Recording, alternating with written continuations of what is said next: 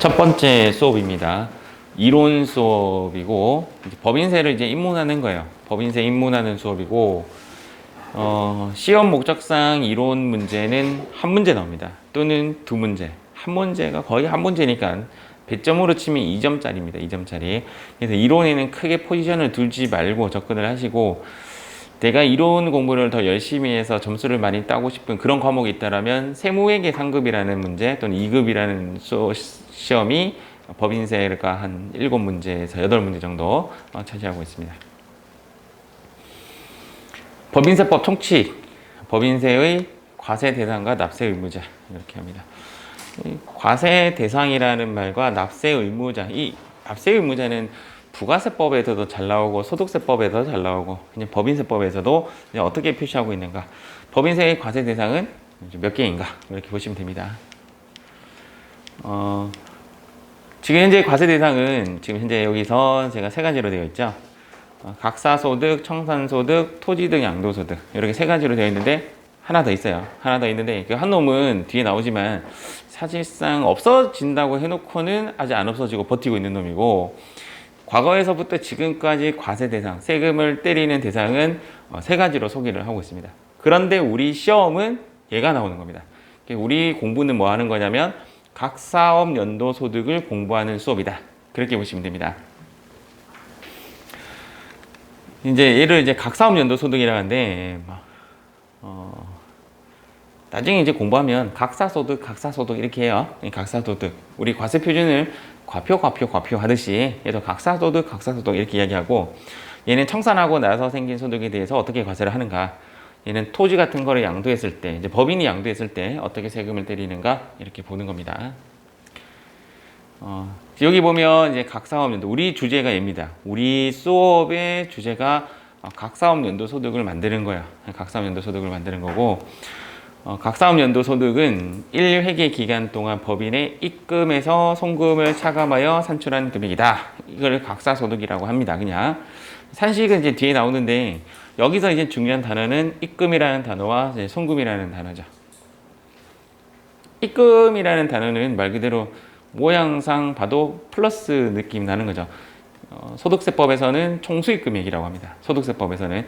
기업회계에서는 매출액이라고 표현하죠. 매출액 이렇게 보시면 되고, 송금이라는 것은 이제 우리 재무회계에서는 판관비, 매출원가, 영업의 비용 이런 것들이 송금이고, 우리 소득세법에서는 필요경비. 그래서 소득세에서는 총수익 금액에서 필요경비를 차감하여 구한다. 뭐 이렇게 표현하는 거고, 법인세법에서는 입금에서 송금을 차감하여 구한다. 이렇게 표현하는 거고, 말만 다르고 내용은 똑같습니다. 그래서 이런 단어를 쓰고, 우리 수업의 90% 이상 차지하는 것이 입금과 송금에 관련된 이야기입니다. 전부 다. 그래서 우리가 요거를 딱 빼고 나면 각사업 연도 소득이라고 합니다. 실제적으로 계산식은요, 입금 빼기 송금 더하기 기부금, 더하기 기부금 빼기 기부금에서 사실 4개예요. 4개. 기부금만 따로 좀 더 계산을 하고, 여기는 지금 같이 이야기한 거고요. 기부금에 대해서도 있는데 기부금도 포함시켜서 이야기한 거고, 얘를 뭐라고 하냐면 나중에 세무조정이다라고 합니다. 세무조정. 그럼 이전에 뭐냐면, 이전에 결산서상 당기순이익에서 플러스 입금 마이너스 송금에서 각사소득이 나오는 구조를 갖고 있습니다. 그래서 요것을 구하는 것이 우리 수업의 대부분이에요. 각사소득. 사업연도 종료일로부터 속하는 달의 말일로부터 몇 개월 이내? 3개월. 요거는 이제 우리가 법인세 신고 납부는 우리가 알고 있는 지식으로는 3월 31일까지잖아요. 그래서 3개월인 거죠. 근데 우리가 이제 그렇게 생각하는 법인은 이제 12월 결산 법인이라고 합니다. 1월부터 12월까지를 1회계 기간으로 두는 법인을 12월 결산 법인이라고 합니다. 그럼 12월 결산 법인은 12월 결산하고 몇 개월 준다고요? 3개월. 뭐 예를 들어서 6월 결산 법인이다. 그럼 6월 끝나고 7, 8, 9월 말일까지 신고하는 거. 그게 3개월이고. 법인은 1회계 기간이 변동이 가능합니다. 그래서 뭐 이제 예를 들어서 6월 말 결산 법인이라는 말은 그 전에 이제 7월 1일부터 6월 말까지 뭐 이런 거죠. 4월 말 결산 법인이라는 것은 5월부터 4월까지 이렇게 보는 거죠. 끝나고 나서 3개월 이내에 신고, 납부하도록 되어 있습니다. 일단 우리는 머릿속에 얘를 좀 집어넣으셔야 되고, 공부할 때 요거 부분에 대해서 좀 이해를 조금 하셔야 되고, 그다음 여기는 이름만 알고 계시면 돼요. 이름만. 얘를 뭐라고 했는데요? 얘를 과세 대상이라고 했죠. 그래서 과세 대상은 사실상 책에는 지금 4가지가 소개되고 있는데 3가지 정도가 이제 시험에 나오고, 객관식은 네문항이잖아요. 네문항이니까 하나가 엉뚱한 놈이 티가 나오는 거죠. 그래서 각사소득, 청산소득, 토지 등 양도소득, 또 무슨 소득, 이렇게 기타 소득, 다음 중 법인세 과세 대상 소득이 아닌 것은, 여기서 공부하는 부분은 3가지 기억하시고, 3가지 기억하시고, 이 내용을 조금 이해하시고 외우실 필요는 없을 것 같고 이해하시고. 근데 요거는 결론적으로는 중요하지 않다 이 말입니다. 제 이야기는 중요하지 않은데 내용은 이런 거죠. 청산이라는 것이 끝내는 거죠. 게임 오버 하는 거죠. 게임 오버 하면 오늘 우리 회사는 게임 오버 하겠습니다. 문 닫겠습니다. 해도 여기 있는 거를 다 팔면 돈 나오죠. 현재 진행 중에 있는 사업도 돈 나오죠. 그거 이야기죠.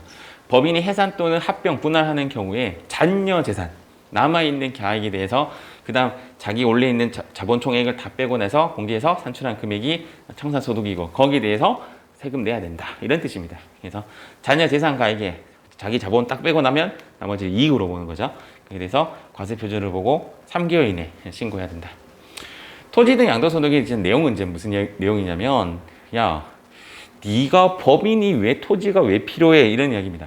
야, 네가 법인이 뭐 하려고 토지를 구해? 니네 지금 그거 보니까 딱 투기네, 투기. 이렇게 생각하는 거죠. 얘는 이중과세 목적이 좀 있고요.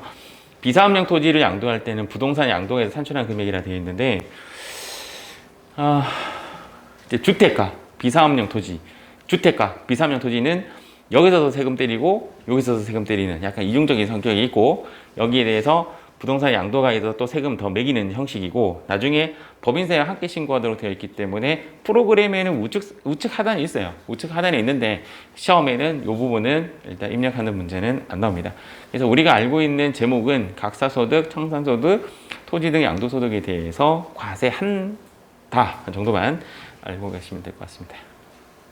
지금 여러분들 프린터가 이렇게 되어 있거든요. 근데 여기에 칸을 적을 만한 칸이 넉넉하지가 않아요. 그래서 이게 슉 따서 여기 적고 슉 따서 적고 이렇게 적으시면 됩니다. 이렇게 적으셔서 아무것도 안 적고 있으면 혹시 졸까봐 제가 새로 만들었습니다. 자, 다음 페이지 한번 볼게요. 이제 얘는 이제 무슨 이야기냐면, 얘는 뭐냐면 법인은 2, 3 이렇게 옵니다. 법인은 2, 3, 개인은 5, 5 이렇게 옵니다. 개인은 5, 5. 외우는 거는 2 더하기 3은 5 이렇게 외우시면 됩니다. 2 더하기 3은 5, 5 이렇게 하면 됩니다. 2는 뭐냐면 이제 12월 말 결산 법인일 경우에 12월 말 결산 법인이면 중간 예납은 1월부터 6월까지죠. 1월부터 6월에 대해서 2개월 주겠다 이런 뜻입니다. 이거 무슨 말인지 이해하셨죠? 그러면 1월부터 12월까지에 대해서 중간은 6월 달까지고 2개월 주니까 8월 말까지 신고 납부하도록 되어 있다. 얘는 먼저 이해하셨죠?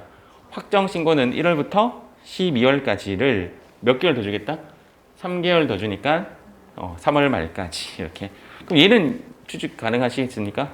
소득세의 중간 예납은 언제까지다? 1월부터 6월까지를 몇 개월 주겠다고? 그러니까 계산이 안 되는구나. 7, 8, 9, 10, 11. 그래서 11월 말에 돈 납부 딱 해야 되죠. 개인이 돈 가장 많이 필요할 때가 이때잖아. 그 다음 요거는 1월부터 12월까지를 몇 개월 더 주겠다? 그리고 우리 종소세 신고 언제까지라 돼 있어요? 5월달인 거죠. 이렇게 외워놓으면 중간연합은 법인은 2, 3, 개인은 5 이렇게 외우시면 좋습니다. 이 제목이 예정신고, 확정신고. 대부분 예정 중간연합은 반 내죠? 반 냅니다. 그 중간연합 대상 금액의 반을 좀 내고 이때 이제 다 신고 납부를 하는 주의로 가죠. 이렇게 보시면 되고. 자, 법인의 유형은 지금 책에 이렇게 하나 더 있어요. 미환류소득. 미환류소득은 제가 봤을 때는 크게 중요하지 않아요. 내용인 즉 뭐냐면 요거는 설명했으니까 미환류소득의 내용은 몇백억 이상의 자산을 갖고 있는 법인이, 정확하게는 잘 모르겠어요. 저도 500억 정도 될 겁니다. 그 돈을 갖고 있는 법인이 돈을 밖으로 돌리지 않고 사고 팔고 하지 않고 자기 회사에 딱 묶고만 두면 거기에 대해서 세금 때리겠다는 겁니다. 말이 안 되는 이야기죠. 야, 네 돈 많이 있는데 왜 밖으로 안 뿌리고 왜 네 회사에 딱 묶어도 미환류됐다 이 뜻입니다. 그럼 거기에 대해서 자산에 대해서 세금을 때리겠다는 것이 미환류소득. 이게 법 자체가 좀 문제가 있는 법이라고 해서 2019년도인가 그때 없어진다고 했어요. 없어진다고 했는데 지금 또 다른 이름으로 다시 만들어졌어요. 그래서 일단은 지금 존재하는 주의고, 일단은 우리가 납세 의무 부분인데요. 여기 파란색 있죠? 파란색 여기가 시험에 나옵니다. 이 부분이 일단 시험에 나옵니다. 여기 시험에 나오고, 얘네들은 이제 어떻게 시험에 나오는지를 T자 형식이죠. 제가 조금 설명해 드리겠습니다. 그래서 여기 표는 시험에 아주 잘 나와요. 시험 한 문제를 이루어내는데 여기서 나올 가능성도 되게 많이 나왔던, 다른 여러 가지 문제들 중에서도 많이 나오는 문제입니다. 일단 구분을 먼저 하면, 납세에 관련된 의무자는요, 내국법인과 외국법인이 나눠져요. 일단 두 개로 먼저 나눠지고, 국가지방자치단체에 대해서는 과세하지 않습니다. 얘는 과세하지 않는데, 외국의 국가지방자치단체, 외국의 지방자치단체는 여기로 봅니다. 외국 비영리 법인으로. 그래서 요거는 좀 구분을 하시고, 일단 요거와 요거를 구분해서 내국 법인 중에서 얘기해요. 내국 법인에서도 영리와 비영리를 나눕니다. 영리와 비영리. 외국 법인도 영리와 비영리. 우리의 핵심은 뭐냐면요. 일단 얘예요. 얘가 이제 우리 공부하는 핵심입니다. 우리가 공부하는 법인은 내국 법인이고 영리 법인. 영리와 비영리 차이는 돈을 가져가냐 안 가져가냐 그런 차이인데, 영리 법인에 대해서는 각사소득이 나온다면 국내, 국외 모든 소득에 대해서 과세를 하고, 청산소득 과세하고 토지 등 양도소득 과세하고 미완료소득 과세하고, 전부 다 과세. 얘는 결론적으로는 올 과세. 여기까지 이해하셨죠? 모두 다 과세.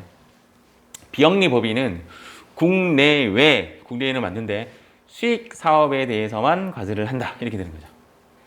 그러니까 비영리 법인의 가장 대표적인 게, 예를 들어서 교회다라고 한다면 교회에 대해서 모든 돈을 과세하는 게 아니라 교회가 판매하는 물건, 또는 일일 찻집 하는 물건, 또는 자판기 운영해서 생긴 벌어들인 돈, 그런 돈에 대해서, 수익 사업에 대해서만 과세를 한다. 근데 비영리 법인이라 해도 토지 들고 있으면 안 돼. 이제 이런 조건이에요. 그렇지만 교회가 예를 들어서 이제 해산할 수가 있잖아요. 해산하면 그 돈을 공공의 목적으로 쓸 거니까 과세하지 않는다 이런 거죠. 이해가시죠? 그래서 청산소득에 대해서는 얘만 과세를 합니다. 외국 영리 법인은 국외는 안 하겠지 당연히. 국내에 와서 국내에서 생긴 모든 소득에 대해서 과세를 하는데, 청산은 어디서 하냐면 외국에서 청산하겠죠. 그래서 자기 나라에서 이제 처리를 할 거고, 그래 해도 너는 토지 갖고 있으면 안 돼 이런 이야기야. 내용이 이제 그런 내용. 외국 비영리니까 국내 사업에 대해서, 수익 사업에 대해서만 과세를 하고, 그래도 토지 갖고 있으면 안 돼. 청산은 어디서 한다? 외국에서 하겠지. 그래서 청산소득은 얘 빼고 한번 고민 한번 해볼게요. 얘 빼고 청산소득은 얘만 과세를 하고요. 비영리에 대해서는 과세하지 않고 외국 법인에 대해서는 외국에서 다 청산할 거니까, 토지 등 양도소득은 전부 다 때려버리고, 아니 이거 투기 목적이잖아. 이해가시죠? 다 때려버리고. 요거를 한번 정리 한번 해볼게요. 요거를 어떻게 정리되냐면, 내국 법인과 외국 법인으로 나눠지는데, 내국은요 국내외라는 뜻이고요. 영리와 비영리의 차이는, 영리는 모든 소득, 비영리는 수익 사업에 대해서만. 그렇게 정리가 돼요. 그래서 여기 보면 제가 이렇게 해놨어요. 이렇게 내국이라는 뜻은 국내, 국외 이렇게 해석을 좀 하시고, 외국이라는 말은 국내에 대해서만. 왜냐면 국외는 저거 나라에서 과세하겠지. 그리고 영리라는 거는 모든이라고 해석이 되고, 비영리라는 말은 수익 사업에 대해서만 과세를 한다. 이제 이렇게 해석이 됩니다. 이렇게 정리를 했고요. 오늘 공부해도 내일 되면 또 잊어버릴 건데, 나중에 해석할 때 그렇게 하시면 돼요. 그럼 이렇게 딱 보면 국내외 모두 이렇게 된 거지. 국내외 수익 사업에 대해서만, 국내 모두, 국내 수익 사업에 대해서만. 외국의 정부와 지방자치단체는 외국법인, 비영리 법인으로 본다. 외국법인은 국내에 실질적인 관리 장소가 있다 없다. 여기에서 모든 문구가 시험에 다 나왔어요. 시험에는 뭐 어디 할 것 없이 다 나왔어요. 얘를 어쨌든 더 한번 삭삭삭 씹어 먹긴 먹어줘야 된다는 뜻이야. 그래서 얘도 나왔어. 얘도 얘가 국내에 실질적인 장소가 있으면 외국 법인을 안 본다 이 말이죠. 외국 법인은 국내에 실질적인 관리 장소가 존재하지 않는 경우에만 얘도 시험에 나왔어요. 외국의 정부 지방자치단체는 무엇으로 본다? 외국 비영리 법인으로 본다. 이것도 지금 나오고 아니 뭐 다 나왔어요. 다 나왔어. 그래서 요거는 이제 시험 나오는 부분으로 봤을 때는 이제 청산소득에 대해서 조금 포인트가 요거는 이야기했으니까 요거는 제가 이제 요 포인트에 대해서 이야기했으니까 그렇게 기억을 하시고 여기 청산소득은 내국 영리 법인만 때리고 나머지는 안 때립니다. 아시겠죠? 외국은 외국에서 때리고 얘는 비영리니까 안 때리고 외국 법인은 국내에 실질적 관리 장소가 소재하지 않는 경우, 않은 경우만 해당한다. 요 페이지는 중요하다. 이렇게 보시면 됩니다.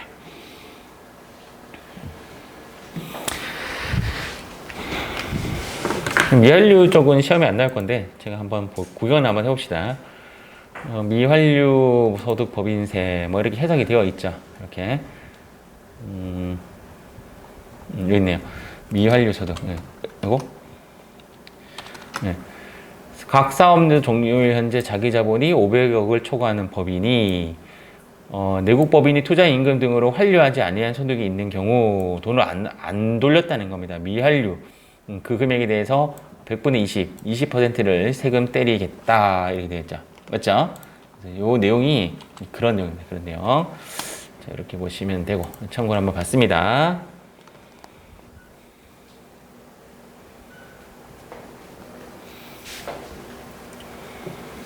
요거는 아까 이야기했는데 사업연도 이건 우리가 회계 2급 때부터 배우는 겁니다. 1년을 초과할 수 없다. 그런데 뭐 이런 말이 있어요. 중요하진 않아요. 변경 시 1개월 미만일 경우에는 그 기간을 포함할 수 있다. 이 무슨 얘기인지 뭐 봤더니 조금 이해가 안 가는데 뭐 이제 4월 1일에서 변경을 뭐 4월 20일 날 변경을 했는데 그 다음 변경 기간이 5월 1일부터다. 그러면 4월 20일부터 5월 1일까지 갭이 10일이 나오잖아요. 그 10일은 다음 연도에 포함을 시킬 수 있다. 그러면 1년이 초과하잖아요. 그런 경우는 가능하다. 뭐 그런 이야기입니다. 굳이 맞죠? 근데 어쨌든 1년이 넘어가는 경우가 생길 수는 있다 이 말이에요. 생길 수는 있다. 예외입니다. 원칙은 1년을 초과할 수 없는데 예외로 발생하는 거고. 근데 사업연도를 내가 신고 안 하면 그냥 12월 결산 법인으로 보통 해석하시면 될 것 같습니다. 제가 들은 바로는 법인의 90% 이상이 12월 결산 법인이래요. 제가 뭐 확인한 건 아니고 어느 분의 말씀이 그냥 그렇더라고요. 사업연도 개시는요. 소득세의 사업연도 개시는 이제 보통 사업소득이라고 하면 이제 개업할 때인데 법인은 개업한다는 용어보다는 등기라는 용어를 씁니다. 그래서 혹시 법인세 문제가 나오면 등기라는 글자에 되게 포인트를 가지고 읽으셔야 돼요. 이거 빨갛게 돼 있죠. 지금 요거 빨갛게 이거 색칠은 좀 해놓으세요. 요거 중요합니다. 근데 등기 말고 또 다른 경우에는 국내 사업장을 가지게 된다라고 표현하고 부동산 소득이나 양도소득이 최초로 발생한다. 이렇게 하는 경우도 있습니다. 사업연도 요 1년을 요 기간인데 신고하지 않아서 이렇게 가다가 나중에 변경하고 싶다면 사업연도 종료일이 이제 이날이잖아요. 종료일이 또 몇 개월 이내? 3개월 이렇게 뒤로 3개월이잖아요. 전으로 3개월이 아니고 후로 3개월. 그래서 3월 31일까지 내가 신고 변경을 하면 그거는 적법하게 변경한 것으로 본다. 종료일로부터 3개월 이내에 신고하면 된다. 이런 이야기입니다. 이상하게 세법 공부하다 보면 숫자 3자 되게 좋아요. 얘네들이 3개월 후고도 있고 3개월 전도 있고 재고자산 평가 조정 명세서 이런 것들은 3개월 전 이렇게 돼요. 얘는 3개월 후 이것도 좀 헷갈려요. 그래서 날짜를 이제 3월 31일까지 신고하면 되는구나 생각으로 잘 안 나오는 문제. 안 나올 수 있는 문제는 아니지. 맞죠? 나올 수는 있죠. 그래서 체크를 합니다. 원칙 1년을 초과할 수 없다. 설립 등기라는 글자. 종료일로부터 며칠 이내에 3개월 이내에 신고. 이렇게 한번 기억하고 또 잊어버리면 되지 뭐. 다음에 또 보면 되니까. 법인세 과세법인은 우리 세무이급할 때부터 좀 배웠던 단어죠. 소득세 먼저 보면 소득세는 소득 원천설 열거되어 있다 해서 열거주의, 일부는 포괄주의를 따른다 해서 유형별 포괄주의 이렇게 뭐 같이 들어가죠. 근데 얘는 이제 세무이급 때는 소득에는 원천이 있다. 그 근원이 사업소득이면 사업소득, 근로계약하면 근로소득, 뭐 아니면 기타 소득, 뭐 이렇게 원천이 있는데 얘는 너 돈 벌면 버는 족족 순자산, 즉 자본이 증가하면 전부 다 과세하겠다라고 하는 게 법인세. 그래서 법인세는 이제 순자산 증가설이라는 용어를 쓰는 거고 얘는 원천설, 소득 원천설이라는 것은 소득의 원천이 없으면 얘는 과세하지 않겠다. 가장 대표적인 게 뭐냐면 중고나라에 물건 파는 거. 그런 건 원천이 없죠. 그래서 여러분들 중고나라에 물건 팔아도 세금을 과세하지 않습니다. 근데 법인은 중고나라에 물건 팔면 순자산 증가하잖아요. 그럼 법인은 바로 과세를 하죠. 법인은 과세를 하고 개인은 과세하지 않는 거. 그 이유는 얘는 열거되어 있고 얘는 열거된 게 아니라 포괄. 포괄의 의미는 뭐냐면 유사한 소득에 대해서 과세한다. 뭐 그런 용어입니다. 포괄주의. 그러니까 포괄주의는 과세하기 되게 쉬워요. 얘는 과세하기 어렵고. 그러다 보니까 얘는 포괄주의 일부 따라가죠. 그래서 유형별 포괄주의다. 뭐 그런 용어까지 들어갑니다.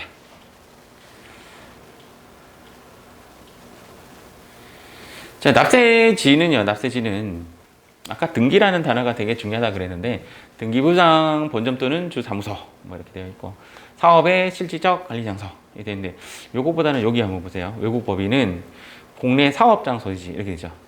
국내 사업장.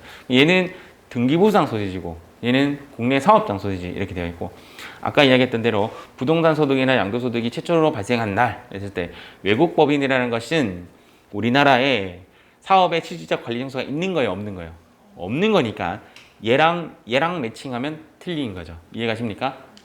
외국 법인이 사업의 실질적 관리 장소가 답이 된다면 얘는 외국 법인이 아니게 되는 거죠. 그래서 이렇게 매칭이 안 되도록 조심할 것. 이렇게 매칭이 안 되도록. 그리고 등기라는 글자 조금 머릿속에 조금 넣어놓고 또 잊어버리면 됩니다. 이게 뭐였죠? 잘못하면 국외라고 하면 틀립니다. 맞죠? 국내 사업장 소지지 실질적 관리 장소가 아니에요. 아시겠죠? 그냥 사업장 소지지 주소지인 거죠. 주소지 그렇게 보시면 됩니다. 법인세 계산 구조는 우리 소득세 구조, 재무상태표 구조 뭐 그런 것처럼 이제 구조죠. 구조인데 결산선한 당기순 이익에서 플러스 입금 마이너스 송금을 하면 각사소득이 떨어집니다. 그래서 플러스 입금 마이너스 송금 글자 되게 길게 해놨죠. 입금 산입 송금 산입 이렇게 해서 이거를 그 다음 나온 결과물이 뭐냐면 각사소득 이렇게 하면 되는데 이상하게 뭐 꺼내놨어요. 송금 불산입 송금이 안 된다는 말이 입금 산입 얘 말이나 똑같은 말이에요. 범칙금은 송금 산입이 안 돼요. 카메라 찍힌 거. 여러분들 주차하고 주차 딱지가 마음 아프죠, 맞죠? 그거는 송금 산입이 안 돼요. 송금 산입이 안 된다는 말은 무슨 말이에요? 송금 불산입 된다는 말이잖아요. 그 말은 또 무슨 말이라고요? 입금 산입. 그러면 선생님 범칙금은 입금 산입이다. 맞는 말인가요? 맞는 말이지. 범칙금은 송금 불산입이니까 송금 불산입이란 말은 입금 산입 똑같은 말이에요. 얘도 마찬가지죠. 송금 산입 및 입금 불산입. 가장 대표적으로 입금 불산입이 뭐 이자 수익은 입금 불산입이에요. 그 말은 송금 산입한다는 거죠. 마이너스 한다는 겁니다. 이렇게 해서 바로 각사소득 하면 되는데 기부금만 요 세무 조정을 따로 안 됐죠. 그래서 플러스 기부금, 마이너스 기부금 이랬는데 플러스 기부금은 기부금 경비 인정 안 되는 거 한도 초과된 거겠죠. 그래서 한도 초과액 이렇게 표현하고 마이너스 기부금은 옛날부터 2월 된 거겠죠. 2월 되다가 올해도 경비 처리되는 것이 마이너스 기부금. 그래서 기부금 한도 초과된 것이 2월에서 송금 산입되는 거. 근데 이거 왜 얘기 나왔냐면 기부금은 몇 년 동안 2월 공제 가능하다? 10년 동안 가능합니다. 이야 대단합니다. 기부금은 10년 동안 가능합니다. 원래 여러분들 이거 몇 년이었던 거 아세요? 5년이었다가 10년으로 바뀐 지 얼마 안 됐죠. 2019년도인가부터 바뀌었을 겁니다. 그래서 과거 시험 문제는 1, 2년 전 문제는 얘가 5년으로 되어 있어요. 5년. 참고상으로 10년 동안 2월 공제 가능한데 제가 5년으로 바뀐 지 얼마 안 됐잖아요. 그러면 예를 들어서 2012년도에 2월 결손금은 2월 기부금은 여기 송금 산입할 수 있느냐 이거예요. 우리적 지금 지식으로는 10년 동안 2월 공제 가능하니까 2012년 거 넣으면 되지 뭐 이렇게 생각하는데 틀려요. 2015년도부터 입력을 해야 돼요. 법이 중간에 바뀌었기 때문에 이제 그런 게 생겨요. 그래서 그거 외워주셔야 돼요. 나중에 기부금 파트. 여러분들 시험에는 기부금이 안 나오겠네요. 어제 나왔으니까. 기부금 쉽습니다. 참고로. 근데 안 나오는 게 좋은 게 아닙니다. 어쨌든 뭐 이제 강조 안 해도 되겠죠. 어제 나왔으니까. 그런 이야기고, 얘가 이제 이게 플러스 입금 마이너스 송금 플러스 입금 마이너스 송금이에요. 기부금만 따로 한 거고, 이렇게 하고 나면 얘를 각사소득이라고 합니다. 차가감 소득금액이라는 것은 그냥 그림상 하나 더 꺼내놨는데 왜 얘를 만들어놨냐면 기부금 한도 체크하는데 얘가 좀 필요해요. 여기에서 마이너스 2월 결손금을 한 게 한도거든요. 그래서 요게 이제 얘 숫자를 가지고 한도 체크하기 때문에 얘가 필요하고, 사실은 소득세도 그래요. 소득세도 소득금액 가지고 기부금 한도 체크를 하거든요. 그래서 소득금액이 먼저 나오고 나서, 근데 얘는 별로 중요한 데이터는 아니에요. 우리 법인세에서는 결산서상 단계순이익에서 플러스 마이너스 하고 나서 각사소득. 남자 머리 깎는 것도 뭐라고 하죠? 물론 뭐 거기 가는 건 아니, 잘 안 가지만 이발소. 그래서 이비소를 빼고 나면 과세 표준이 떨어집니다. 세금의 과세 표준이 탁 떨어지고 나면 여기에 법인세 딱 때려져. 몇 단계죠? 소득세는 혹시 몇 단계죠? 소득세 7단계입니다. 소득세 7단계. 5단계였다가 어느 순간에 6단계로 바뀌더니 어느 순간에 갑자기 7단계로 바뀌었어요. 지금 7단계, 소득세는 7단계고요. 법인세는 4단계입니다. 원래 2단계였는데 4단계로 바뀌었어요. 그래서 이렇게 여기가 이제 2억 기준으로 10%, 20% 이렇게 하다가 세금이 더 늘어났죠. 200억까지 탁 잘라서 20%, 22%. 그 다음 3천억 딱 잘라서 22%, 25%. 요거 이상을 버는 회사가 몇 개 안 된다던데. 16개인가? 뭐 저한테는 다 들은 이야기라서 실제인지 아닌지는 모르겠어요. 근데 그 16개 회사가 3% 더 내는 거죠. 그게 어마무시하답니다. 이게 요번 정부에서 만들어낸 그 세율입니다. 3천억 이상. 근데 우리 시험은 통상 요 사이에 나와요. 요 사이에 시험이 나오기 때문에 요 정도는 이제 구할 수 있겠죠. 3억이 과세 표준이다. 이렇게 하면 2억 곱하기 10% 더하기 초과 1억 곱하기 20% 이 정도 시험이 나요. 시험은 막 3억, 4억 이런 식으로. 그러면 딱 잘라서 계산할 줄 아셔야 됩니다. 그래서 4단계 과세 표준하면 세금이 뻥 하고 나오죠. 그래 뻥 산출되었다. 산출세액이 떨어지죠. 그럼 세금이 산출되고 나면 이제 뭐 하죠? 세액공제, 세액감면. 우리 중소기업 특별세액공제 이런 거 들어봤죠? 연구인력개발비, 뭐 세액공제 이런 것들을 합니다. 그래서 세액감면이나 공제가 일어나고, 그런데 이제 가산세 같은 게 있을 수 있죠.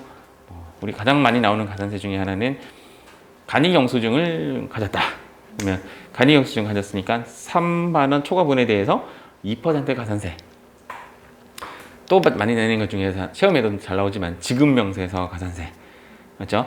근로소득자 지급명세서나 또는 그 요번에도 새로 나온 법이 뭐예요? 간이 지급명세서 나죠. 1년에 2번씩 해야 되는 거. 1월부터 6월 달까지를 언제까지 해야 되지? 간이 지급명세서가 7월? 하여튼 뭐 25일 아니면 말일 겁니다. 맞죠? 제 느낌상 말입니다. 말. 왜냐하면 늦게. 그게 원래 20일이었다가 말로 바뀌었어요. 그래서 7월 말. 지금 몇 월이죠? 지금은 아니지. 그러니까 7월부터 12월까지를 1월 말까지 이렇게 지급명세서 신고하고, 나머지 근사태, 근로소득자, 사업소득자, 퇴직소득자에 대해서는 3월 10일까지, 나머지는 2월 말까지. 이런 근로자도 지급명세서 1년에 4번 내죠. 1, 4분기, 2, 4분기, 3, 4분기, 4, 4분기에서 1, 2, 3을 4월 말 이렇게 맞죠. 무조건 말로 때렸죠. 4, 5, 6도 7월 말 이런 식으로. 그거 놓치는 가산세가 여기 지금 가장 잘 나오고, 가산세 계산하고 나면 간변문 추가납부세 별로 볼 일이 없죠. 이거는 내가 어떻게 이제 세금을 좀 많이 낸 거죠. 많이 내고 뭐 어떻게 해서 추가로 납부세액 한 거에 대해서 돌려받는 개념이겠죠. 돌려받고 아니면 이거는 이건 내는 건데 맞죠? 세금 내는 거지. 세금 내는 거잖아요. 플러스니까 맞죠? 추가 납부세액이 말 그대로 추가 납부세액이 있으면 그거 내는 거고 총 부담세액이라는 용어를 썼는데 굳이 요 단어는 뭐 총 납부세액 해도 되고 뭐 하여튼 그런 쪽이고 거기에 기납부세액 세 개라고 돼 있는데 미리 납부한 거 세 가지 뭐 있죠? 원천징수, 중간에나 수시부과 이렇게 세 가지 그 세 가지를 빼고 나면 드디어 차가간 납부세액 차가간 납부세액 하고 나서 이제 요 말이나 요 말은 사실 좀 비슷한데 총 부담세 용어는 이렇게 이 용어와 이 용어는 크게 중요하지 않아요. 좀 다르게 표현하는 책도 많이 있으니까 뭐 차가간 납부세, 자진 납부세 뭐 이렇게 표현할 수도 있죠.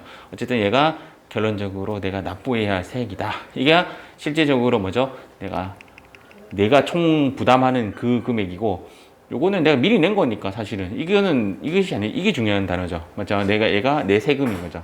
얘가 내 세금이고 얘는 이제 기납부세액 빼고 난 나머지 납부할 세액이고 얘를 뭐라고 하냐면 세무조정. 우리가 법인세 문제가 몇 문제 나오냐면 6점짜리 5문제. 그 중에 4문제가 여기서 나옵니다. 나머지 다 해서 한 문제 나옵니다. 그러니까 여기서부터 여기까지는 그냥 하나의 문제로 이루어져 있고 대부분의 4문제가 여기서 이루어집니다. 우리 수업은 거의 세무조정에 관련된 수업입니다. 요 수업은 1시간짜리예요. 1시간짜리. 1시간은 쫙 하면서 쭉 넘어가 버립니다. 그리고 쉬워요. 결론이. 요 부분 또 이제 우리 공부 조금 할 겁니다. 이거 뭐였죠? 헷갈리면 머리 깎는 거. 이비소. 이비소는 선생님 왜 외워야 되냐면 이런 식으로 시험에 나옵니다. 다음 중 요거를 이제 1번 A, B, C 뭐 1, 2, 3 해놓고 바르게 순서를 나열하시오 이렇게 나와요. 왜 선생님 이비소로 외워야 됩니까? 법인세에도 그냥 그렇게 정했어요. 걔네들이 그렇게 정한 거를 어떻게 이렇게 보고 2억, 200억 얘는 뭐 숫자 뭘로 시작했죠? 3으로 시작했어요. 3천억. 10%, 20%, 22%? 오, 단기 기억력 대빵 빠른데요? 오케이. 돌아서면 잊어버리겠지만, 우리는 요거 하나 기억하자고. 4단계. 2억, 200억, 그 다음 또 뭐죠? 3천억. 그러니까 이 숫자 잘, 참, 와닿지 않는다, 했죠? 그 다음 10%, 20%, 22%, 25%. 요거는 이제 시험에 나올 수 있으니까 일단 4단계 꼭 기억을 하자. 이 정도 하고 넘어가도록 하겠습니다. 오케이. 몇 년이었죠? 얘는 원래 5년이었다가 10년으로 바뀌었으니까 과거 문제 풀 때 조심하시고 그래도 모르겠다면 요거를 뒤집으면 숫자가 뭐가 되죠? 어쨌든 좀 외우시면 됩니다. 2월 교선금은 10년 대 얘는 진짜로 오래됐기 때문에 2011년도, 2012년도, 2010년도 다 넣으시면 됩니다. 맞죠? 2월 교선금이니까 다 넣을 수가 있습니다. 얘는 2015년도 이후 것만 입력해야 되고 얘는 2010년도 이후 거 입력하시면 됩니다. 나중에 또 공부하도록 하겠습니다. 세무조정이란 영어로 AD라고 하면 AD. 텍스 A는 이제 어드저스트먼트 뭐 이렇게 AD 이렇게 하는데 세무조정의 의미는 기업에게서 만들었던 아까 결산서상 당기순이익 여기 결산서상 당기순이익 요 말을 가지고 플러스 마이너스 시키는 거죠. 그래서 세무조정이라는 것은 이렇게 시켜서 이렇게 해서 세무조정이라고 합니다. 세무조정의 뜻에 대한 이야기고 시험에는 안 나오겠죠. 그래서 얘는 당기순이익이 목표고 얘는 뭐가 목표라고요? 각 사업연도 소득이라는 말이나 각 사업연도 소득 금액이라는 말이나 똑같은 말입니다. 우리는 얘가 중요한 것이다 라고 보시면 됩니다.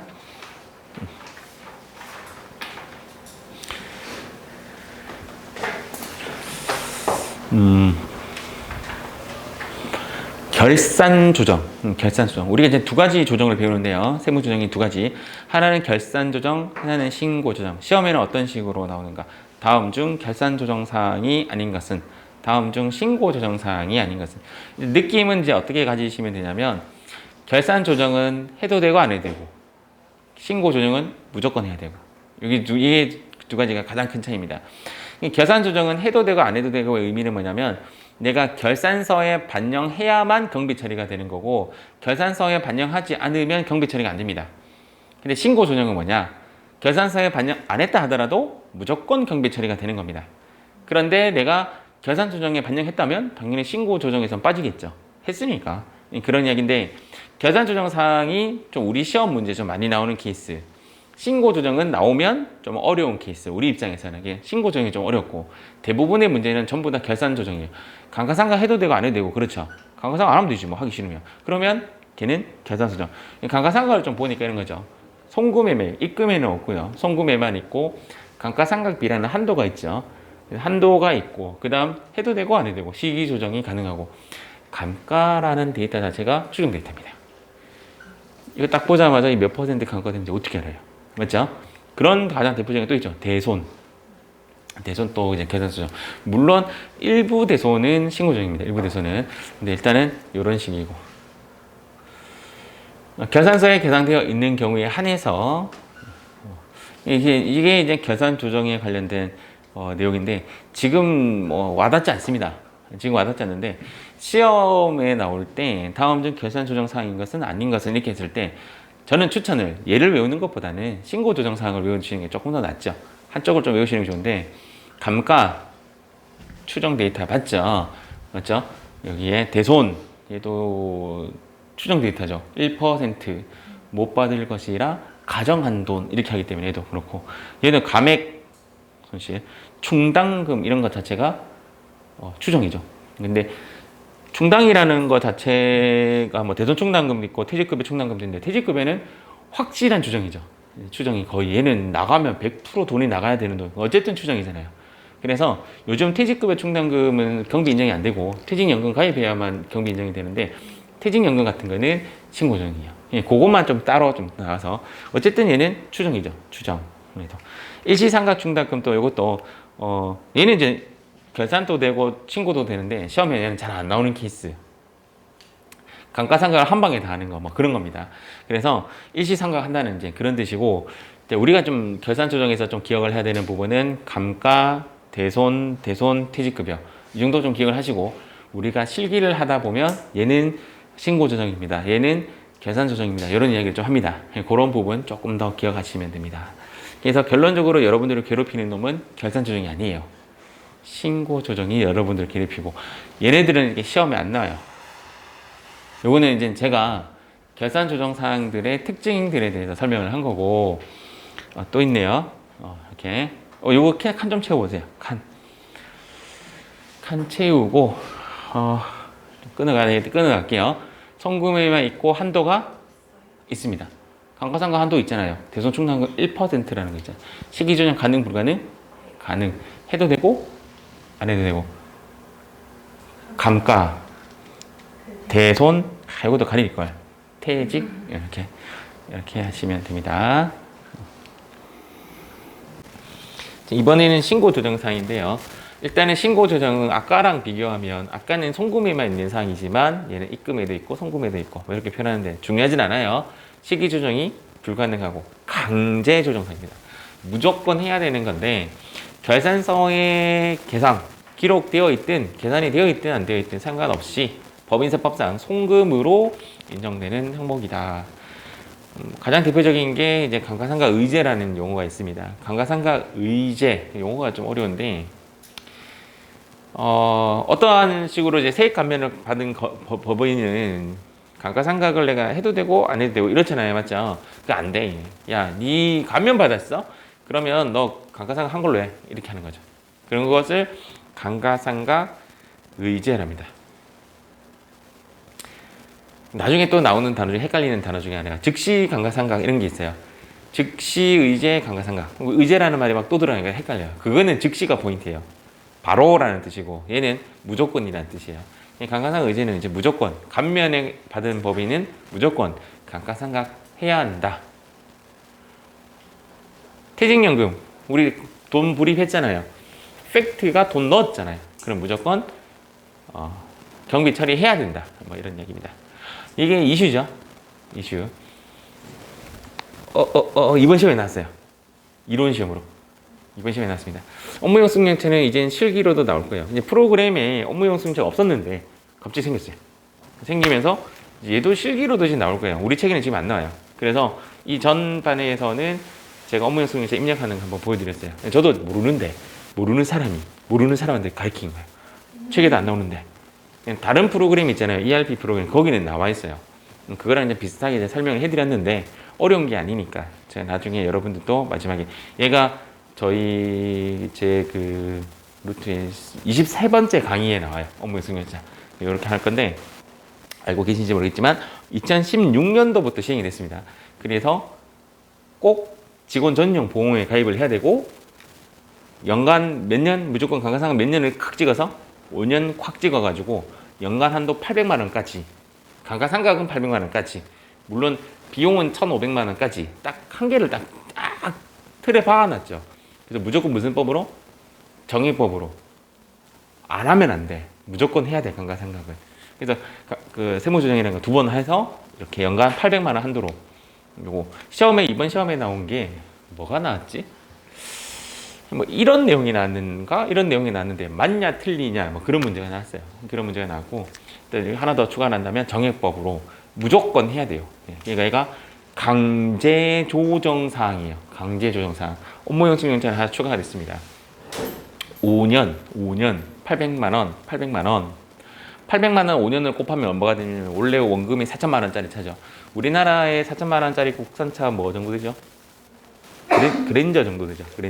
그랜저까지는 이제 보통 이제 800만 원 한도로 감가상각이 되니까 그 이상 차를 사게 됐다. 그러면 이제 전부 다 경비 더 해주지 않겠다라는 거죠. 옛날에 이제 외제차나 또는 뭐 비싼 뭐 고급차를 승용차를 사서 제네시스도 다 고급차예요, 맞죠? 감가상각 많이 떨어가지고 또 정률법으로 하면 가속상각이죠. 1년째 딱 지나자마자 45% 때려버리잖아요. 1, 2년 하고 바로 팔아버리고 1, 2년 하고 바로 팔아버리면 경비 처리가 어마무시하게 되는 거라 안 돼 이렇게 바꾼 거예요. 그런 의지가 있는 거고 이제는 요거를 800만 원까지 밖에 되지 않는다라고 보시면 됩니다.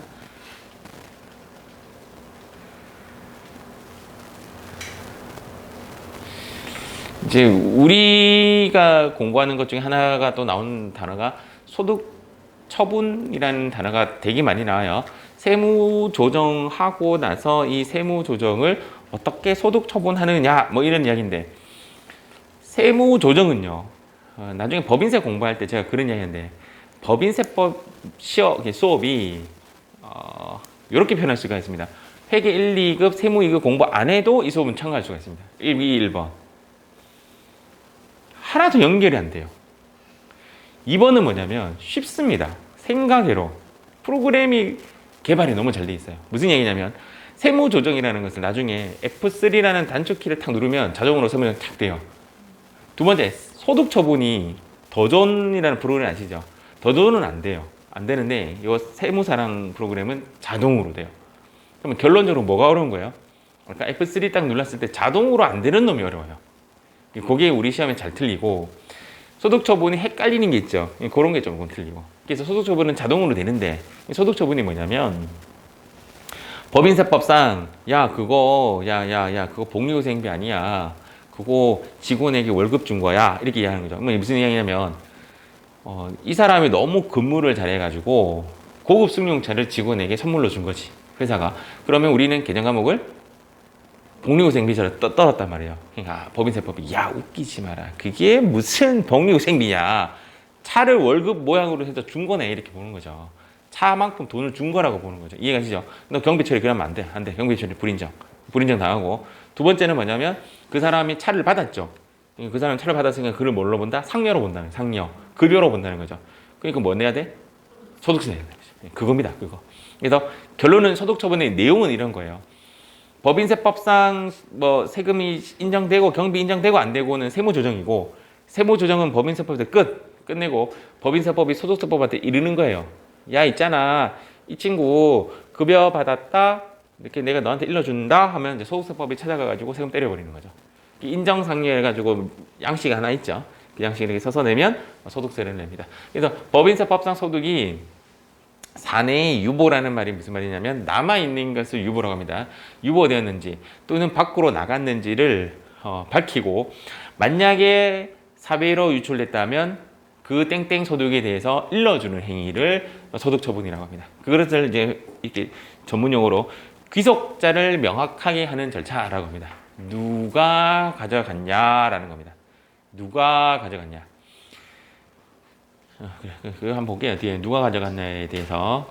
그래서 일단은 지금 현재 내용이 사내에 남아있는 거냐 밖으로 나갔느냐 따지는 거고, 사내에 남아있으면 나중에 소멸시키면 되고요. 그러니까 상계처리라고, 우리는 상계처리라고 얘기하는 것을 법인세법에서는 추인한다라고 합니다. 추인. 그래서 상계처리 하던 형식으로 유보는 어떤 유보냐면 가장 대표적으로 여러분들이 이해하기 쉬운 게 뭐냐면 선급비용, 보험료 이런 거 있죠.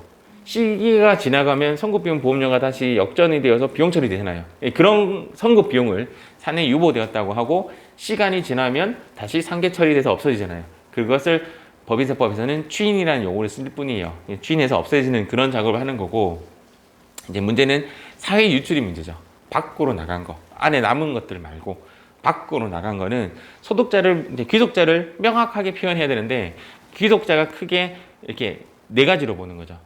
귀속자를 주주가 가져가면 뭘로 처분한다? 세금을 배당으로 처분하고, 임원이 가져가면 상여로 보고, 기타 법인 및 개인 사업자, 이 법인은 법인 사업자라고, 개인 사업자, 법인 사업자나 개인 사업자가 얘를 가져가면 얘는 기타 사회 유출 이런 용어를 씁니다. 길죠, 이름이.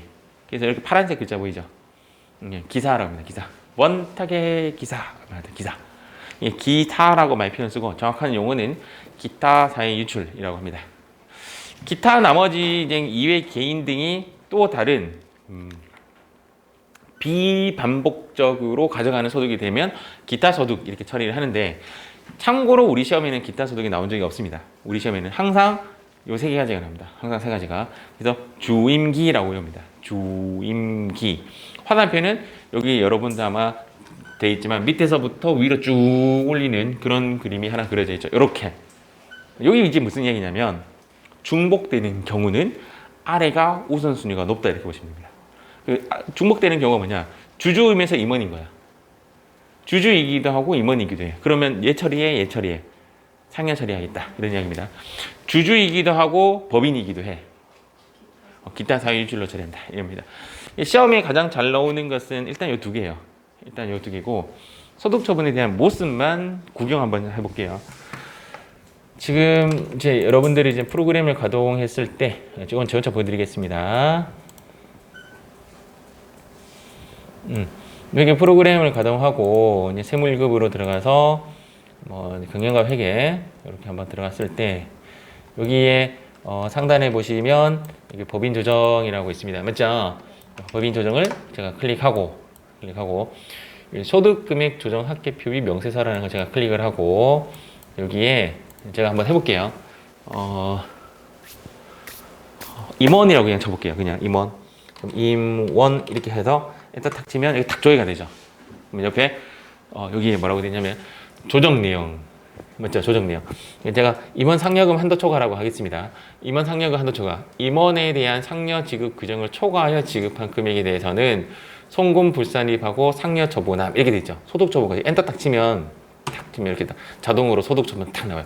이게 도전하고 조금 다르게 얘는 자동으로 좀 나와요. 그래서 100만 원 이렇게. 그럼 얘가 어차피 온 김에 이거 잠깐만 뜯어볼게요.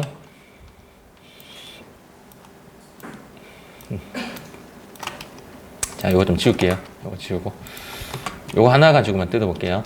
그래서 이렇게 입금산입 100만 원 소득처분 상여 이렇게 보시면 됩니다. 시험 칠 때는 이 단어는 안 중요해요. 이 단어는 안 중요하고 이 100만 원 숫자 정확해야 되고, 시험 칠 때 소득처분이 정확해야 되고, TAT 1급이라는 시험 치려면 얘는 외워주셔야 돼요. 내가 상여를 선택해 줘야 되고. 그래서 지금 입금산입, 여러분들 수익 발생이 어디예요? 오른쪽 왼쪽 차변 대변. 여기가 수익 발생, 여기가 비용 발생. 얘는 반대야. 반대라고 생각해주면 그냥 막 편해 그냥. 이쪽이 플러스가 아니고 이쪽이 플러스고 얘가 마이너스예요. 입금 산입, 송금 산입. 그래서 소득 처분이 됐는데 제가 이 소득 처분을 클릭 한번 해볼게요. 소득 처분을 이렇게 클릭 이렇게 하면 여기 나오네요. 유보라는 말은 사내 남아있다라는 뜻이고 얘가 하나, 둘, 셋, 넷 얘가 사외 유출. 그래서 배당, 주주, 상여, 임원 아까 내가 이거 반대로 적었네요. 맞죠? 그래서 얘는 시험에 안 나올 거고 비반복적 우발적 소득에 대해서 얘는 법인, 개인 사업자 그리고 조금 더 넣어볼게요. 제가 국가, 자연 이런 쪽으로 다 국가, 범칙금 하면 기타 사유출 이런 거 자연재해 이래버리면 기타 사유출. 그러니까 책에는 법인하고 개인 사업자 이렇게 되어 있는데 실제로는 국가가 가져가는 것도 기타 사유출, 하늘이 가져가는 것도 기타 사유출, 땅이 가져가는 것도 기타 사유출. 그렇게 그러면 이렇게 되고 요 기타는 자본에 관련된 거. 이거는 아직 뒤에 나와요. 바로 우리 뒤에 나와요. 일단 근데 얘는 이렇게 많이 나오잖아요. 얘가 이렇게 많은데 제가 여기 한번 클릭 한번 해볼게요. 잠깐만. 제가 요 부분이 지금 요렇게 보시면 얘가 이상한 글자가 적혀있죠. 유보면 유보지. 유보 발생은 뭐고 유보 감소는 뭐냐. 이게 무슨 얘기냐면 유보는 사내에 남아있는 놈이라 했잖아요. 사내에 남아있으니까 나중에 추인 작업이 일어나요. 이게 상계 처리되는 작업을 하려면 처음에 유보 발생했다가 나중에 이놈이 이쪽으로 넘어오면서 유보 감소를 해서 없어집니다. 그러면 여기서 유보 발생이 있겠죠. 여기에 유보 발생이 있으면 이쪽으로 넘어가면서 유보 감소가 되면서 없어집니다. 이거는 뭐라고 하냐면 상계 처리라고 하지 않고 추인 작업이라고 합니다. 추인. 그래서 오른쪽에 가면 당연히 유보 발생, 유보 감소가 있을 건데요. 여기 클릭해서 한번 해볼게요. 감가 해볼게요. 감가 여기 많다. 그래서 이렇게 해볼게요. 100만 원 엔터 쳐볼게요. 여기는 3개밖에 없어요. 여기는 결론적으로는 주주, 임원, 주임기라고 했잖아요. 주임기. 걔네들이 없는 거지. 그러니까 배당, 상여, 기타 사회 유출 이런 애들이 없고 그냥 기타는 자본에 관련된 거래만 남아 있습니다. 여기가 좀 모양이 조금 다르죠. 그래서 이렇게 엔터를 했을 때 보는 김에 이것만 더 걸을게요.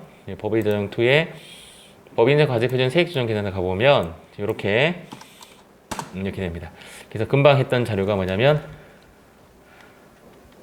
요거죠. 송금산이 왜 없지?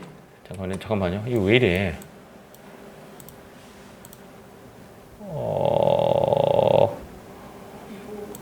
유보라도 상관없지.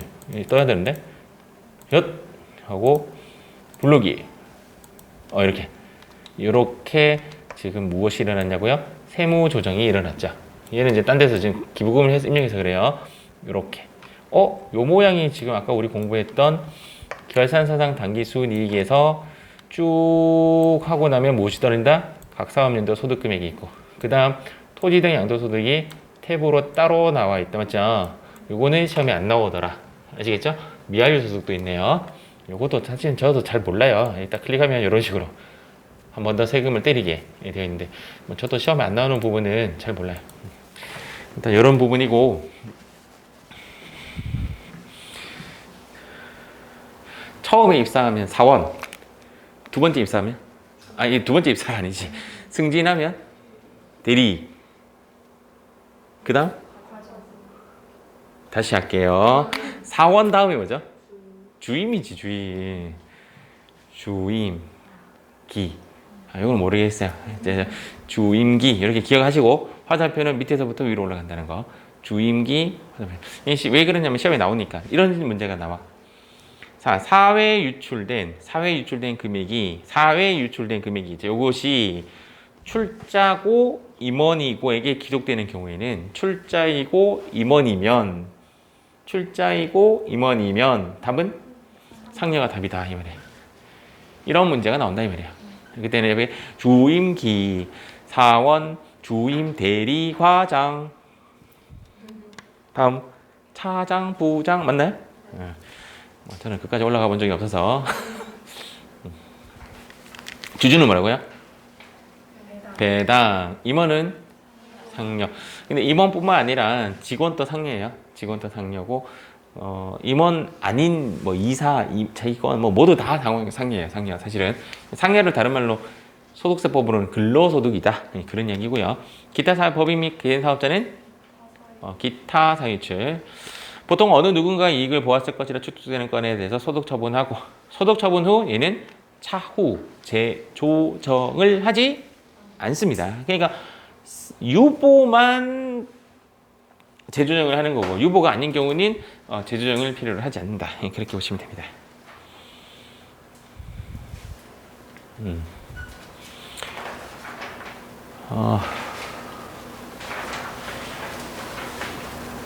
아까 말씀드렸는데 여기가 뭐냐면요. 여기가 요 삼각형이 뭐냐면 마이너스라는 뜻입니다. 마이너스. 감소가 마이너스가 아니고요.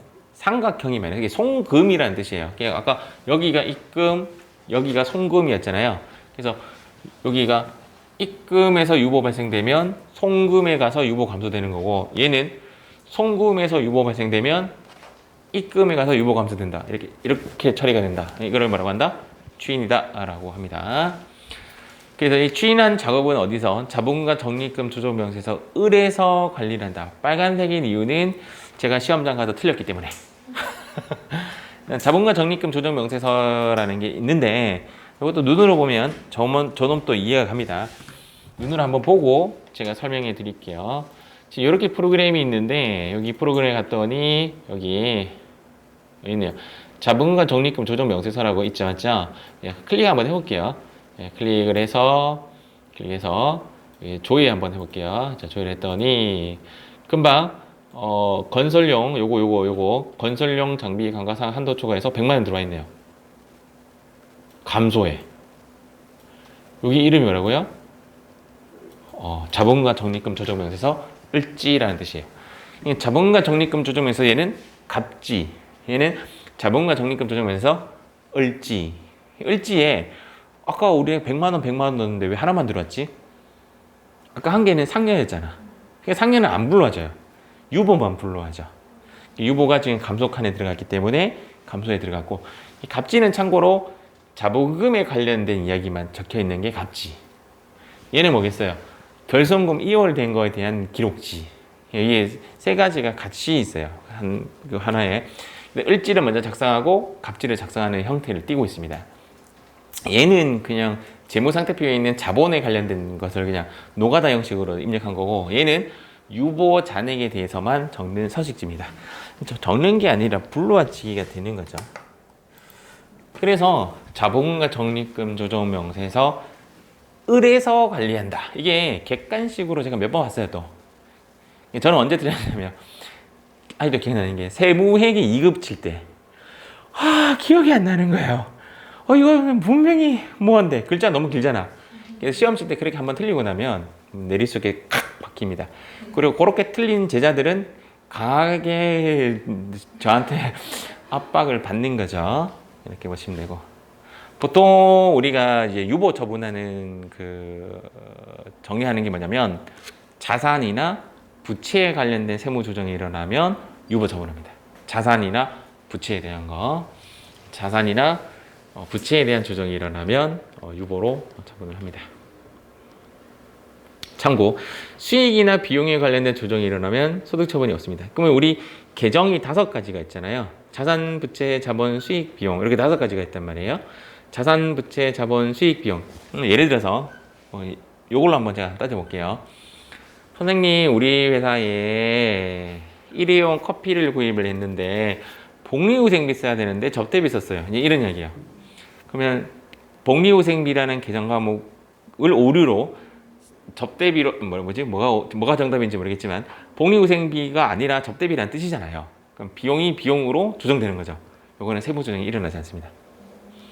세무 조정이 일어나지 않는 것은 아까 전에 소득금액 조정 합계표를 통해서 조정이 일어나지 않아요. 왜? 이미 비용 처리한 것을 비용 처리하는 거잖아요. 이 이야기예요. 보통 예금에 넣어야 되는데 당장 예금에 넣었대. 뭐 문제가 상이 발생되지 않죠. 단지 통장이 다를 뿐인 거죠. 그래서 단기 순이익이 변화가 없다라는 뜻입니다. 그래서 얘는 얘는 수익이나 비용에 관련된 조정에 대해서는 세무 조정이 없고, 그러면 자산 부채 요 두 개는 자산 부채에 대해서는 보통 유보로 처분을 하고, 수익 비용에 손가락 좀 수익 비용에 대해서는 세무 조정이 없고, 그러면 가운데 있는 자본은 기타라고 자본 조정을 해요. 뒤에 나옵니다. 자본이 조정이라면 보통 기타로 처분한다. 요거는 약간 수학적 공식 같은 겁니다. 공식 같은 거. 나중에 저 뒤에 가서 수업할 때 제가 또 강조를 할 겁니다. 그래서 공식 같은 거, 자산 부채는 유보, 자본은 기타, 수익 비용은 세무 조정이 없다. 이렇게 보시면 됩니다.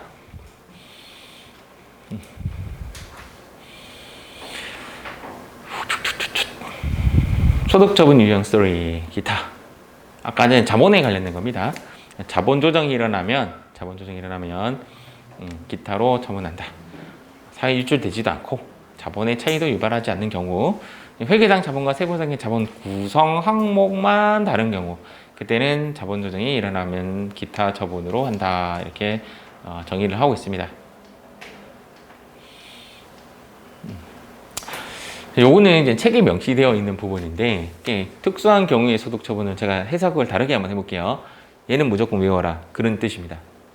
굳이 이유와 문제를 따지지 말고 얘는 이렇게 처분해라 라는 뜻이 제목으로 멋있게 보려고 특수한 경우의 소득 처분이라고 하는 거죠. 이해가죠? 선생님 이거 왜 상년돼요? 야, 묻지도 따지지 마, 얘 상녀야. 이제 그런 이야기입니다. 특수한 경우에는 이렇게 하라 라고 설명서에 적혀있다 이런 뜻인데요. 추계조사인 경우, 어제 추계조사 또 나왔어요. 추계라는 게 뭐예요?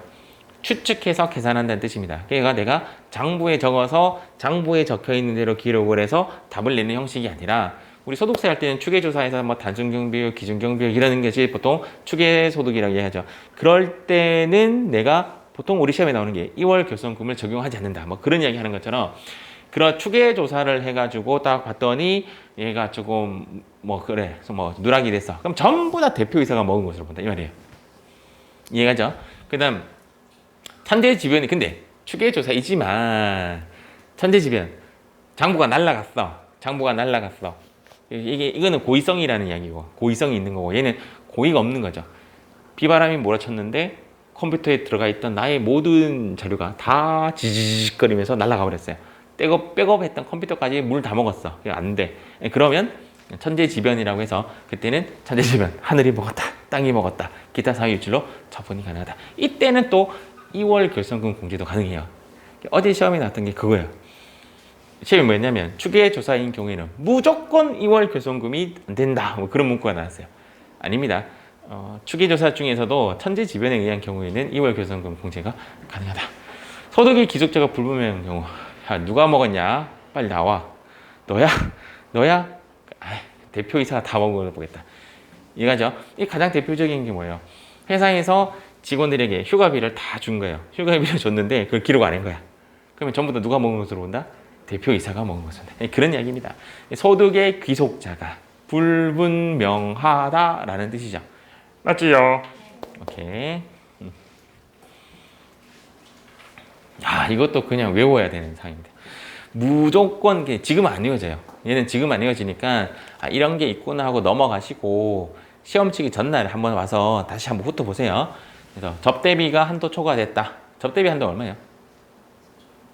중소기업 3천? 그거 어제 시험에 나왔어요.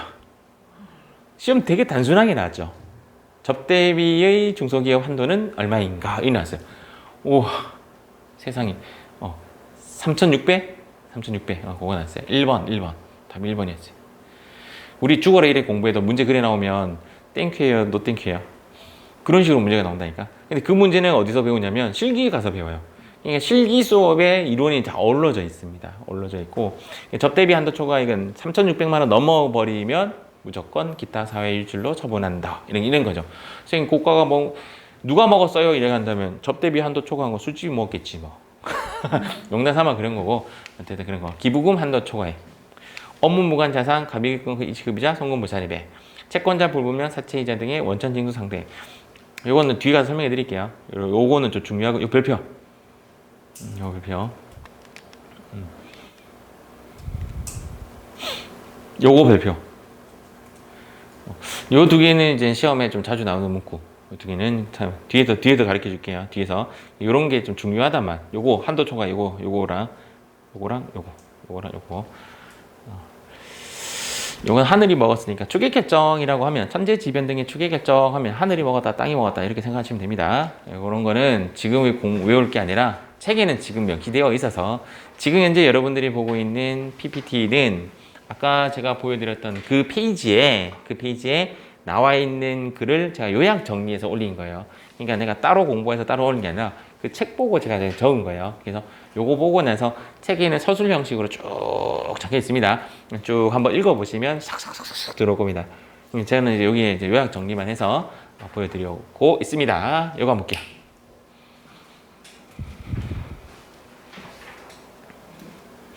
자, 다음은 중 법인세법상 과세소득이 아닌 것은 아까 세 개였죠. 각사소득, 청산소득, 토지 등 양도소득. 이거 오늘 못 맞추면 이건 좀 문제점이 있는 거죠. 정답은 3번. 자, 다음 문제. 이야, 어렵습니다. 같이 읽어볼게요. 법인세법상 용어의 정의로 잘못된 것은 1번 내국 법인 국내의 본점이나 주사무소 또는 사업의 실질적 관리 장소 이것이 맞는 말이죠. 오케이. 외국 국내의 실질적 관리 없는 경우죠. 이렇게 글자 한 글자 갖고 짜집게 해놨습니다. 정답은 2번. 사업연도는 1회기 기간. 오케이. 비영리 외국법인은 외국법인 중 외국의 정부 지방자치단체 여기 들어간다 그랬잖아요. 맞죠? 그래서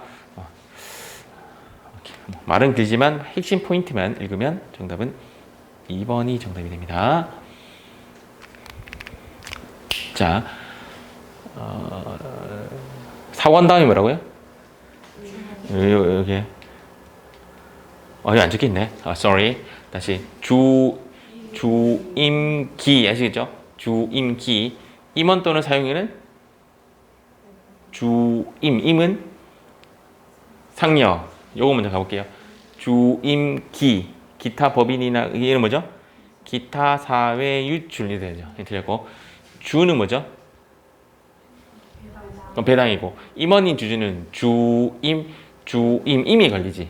그러니까 답은 오케이. 다음 문제. 법인세법상 법인세를 납부할 의무가 있는 거. 영리 내국 법인 얘는 무조건 다 오예요. 맞죠? 무조건 다 내야 돼. 청산소득, 토지 등 양도소득, 국내외 모든 소득에 대해서 과세를 하고 국외 원천 소득이 외국 법인은 국내만 때리죠. 국내만. 틀렸고 비영리 내국 법인의 청산 소득은 얘만 때려요. 맞죠? 그래서 틀렸고 답은 일단 1번이에요. 내국 법인 중에서 국가나 지방자치단체는 전부 다 비과세. 외국 국가나 지방자치단체는 세금 냅니다. 국내 수익 사업에 대해서는 세금을 냅니다. 근데 우리나라의 국가 지방자치단체는 사실은 이런 개념이죠. 내가 돈을 내고 받는 사람 또 나인 거지.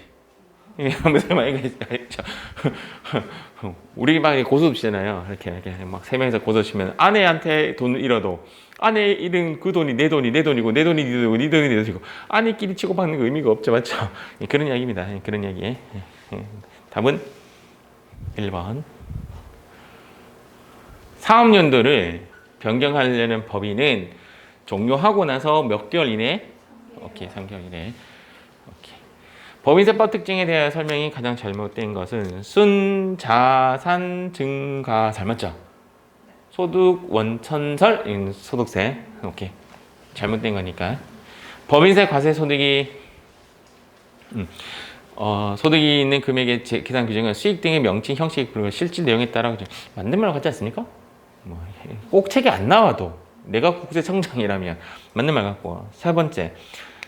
외국 법인에 대해 청산 소득은 외국 법인은 그 나라 가서 청산하겠지. 청산 소득은 내국 영리 법인에 대해서만 과세를 한다. 정답은 오케이. 각사에서 이발소를 차감하면 과세 표준이 된다. 맞죠? 오케이. 이렇게 해서 우리 첫 번째 동영상은 마치도록 하겠습니다.